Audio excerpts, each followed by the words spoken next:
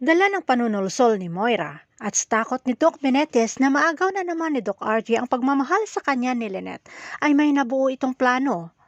Kaya humingi ito ng tulong kay Harry. Samantala walang kalam-alam si Lynette kung bakit dinala siya ni Harry sa isang kwarto na puno ng larawan niya at nandoon ang pamilya at kaibigan niya at nandoon si Doc Carlos na nag-aantay sa kanya. Wala nang patumpik-tumpik pa at inilabas si Doc Carlos ang engagement ring sa bailhood at biglang umilaw ang salitang "Will you marry me?" kasabay rin ng pagbigkas ito ni Doc Carlos kay Lynette. Kilig na kilig si Annalyn at Tiang Susan, pero ang mukha ni Lynette ay may pagkabigla at pag-alinlangan. Tatanggapin kaya ni Lynette ang inaalok ng nobyo? Abangan na lang natin ang susunod na episode dito sa Abot Kamay na Pangarap.